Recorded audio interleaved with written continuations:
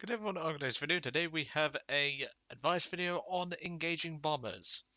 This is something that a lot of people really do tend to get wrong, and I don't particularly see a lot of players doing it right.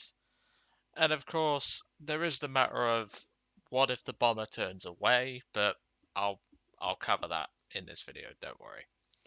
So when I was playing a couple of days ago with the guys, I was in my BF-109 K-4 because I'm working on the skin for this aircraft at the moment.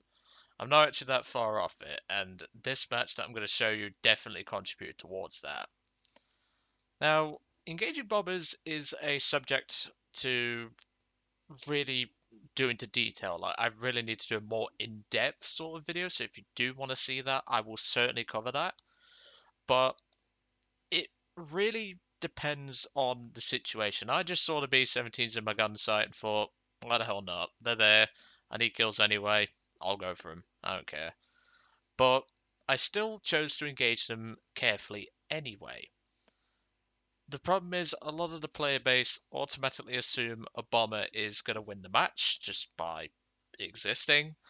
And that sort of meta has not really existed for around about a year or so, especially since the map changes that happened in, I believe, 2020 when they happened.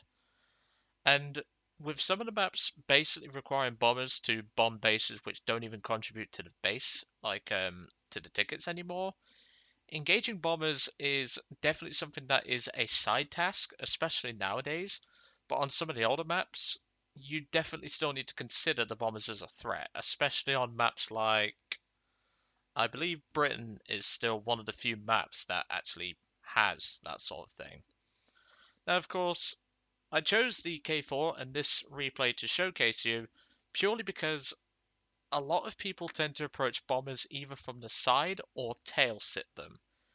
Tail sitting bombers is a recipe for disaster most of the time.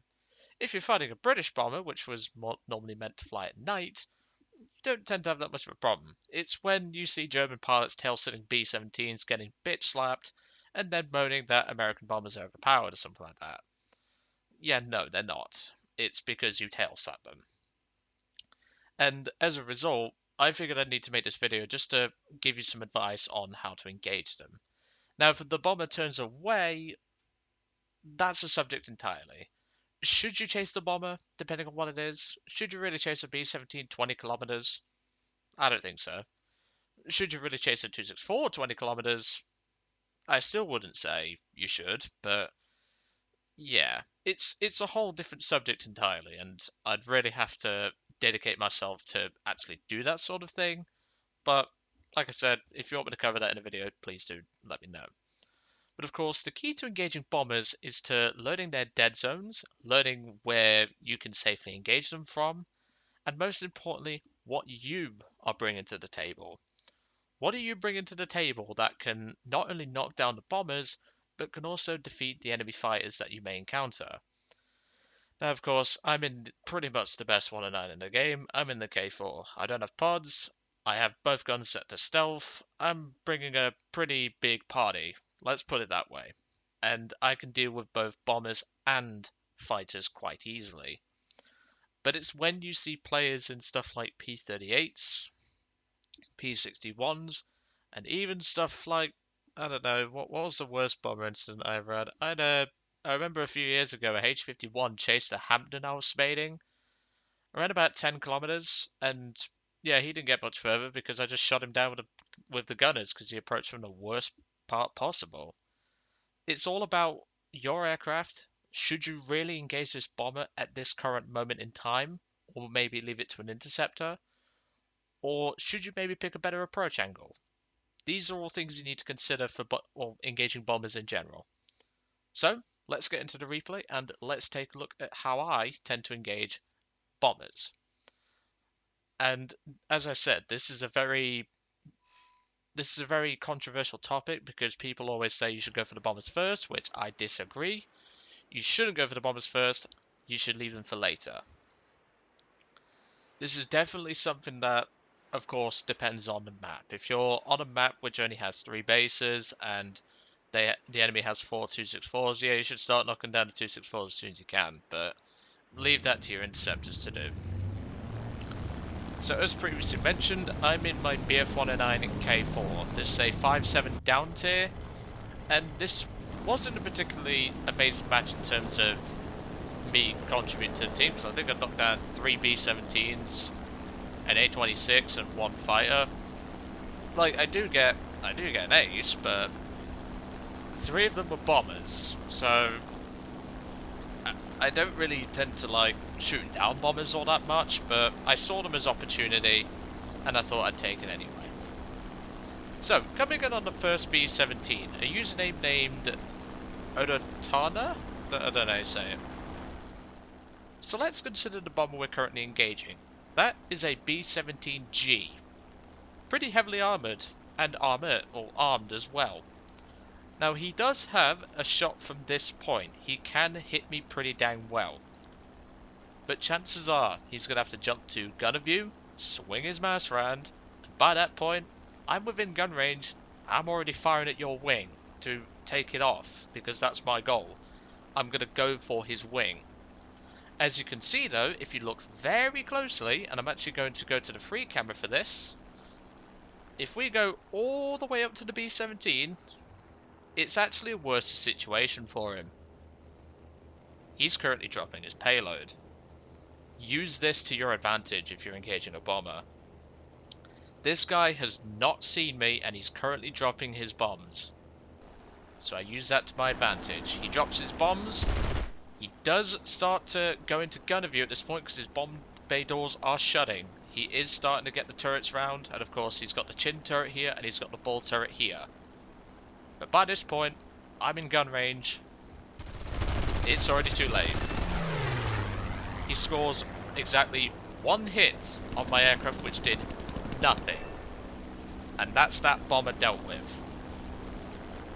Next is this bomber. This is another B-17G. But this time I'm taking a different approach angle. Now this angle is a little bit more risky, I will admit. This is an angle that I really wouldn't advise, but even so I should say, this guy is pretty heavily distracted. If I just move that so you can see it a little better. From this angle, his ball gunner, his side gunner in the nose there, maybe even the chin turret, and possibly the dorsal gunner, if I come in at an awkward angle, can potentially shoot at me. But I make it very hard by coming in at an approach and aiming for the tail of the B-17. And that's kill number 2. That's 2 of their bombers knocked down just like that. Without even trying, because I didn't have to do anything particularly amazing in order to secure the kills on those bombers. Of course, now that now that I've dealt with the bombers, I decided to deal with the F-82. Who does turn out to be a little bit of a pest, but because as you can tell I'm sparking. And eventually I believe it's Harry that comes in. No, it's Lionstone. He comes in and finishes up that F-82. I was sparking a little bit, but that just puts it into perspective of what I did in this battle. I mainly went for the bombers, purely because for some reason the bombers were dying, the fighters weren't when I was flying the K-4 this evening. Well, when this battle happened, because it was quite late at night. Now, of course, I still want to try and support my team by either pushing down fighters or anything like that, but this is where I spot the last B-17 that's currently alive. But this bomber, well, this B-17 is a little different, and I'm going to point out why. This is a B-17E. This is much less armed in the nose section. I believe it only has 130 cal in the nose.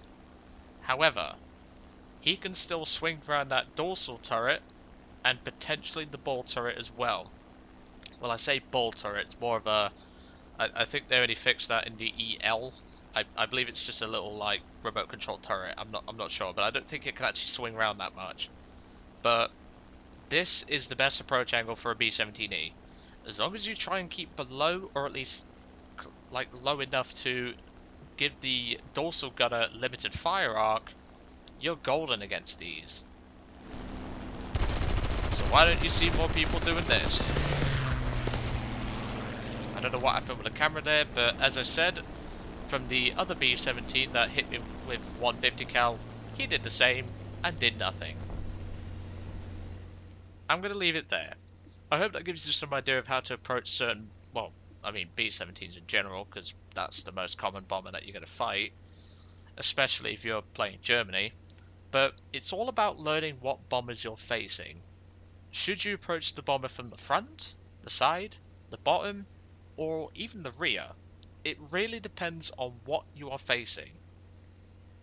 If you're not sure what you're facing, take a look at it in the hangar. Is it best to approach from a certain angle? Maybe get the bomber yourself. Maybe try it as your own aircraft and maybe see if there's a weakness you could exploit for your future, or shall we say future development. That's the key to engaging bombers.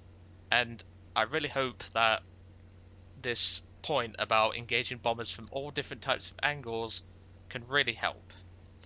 But anyway, I'm going to let you guys off. I hope you enjoyed today's short video on engaging bombers. Like I say, if you do need advice on engaging a bomber, please do put it in the comments below and I'll give you the best approach angle in my experience to approach them from. But anyway, I'm going to let you guys off. I'll see you all on the next one.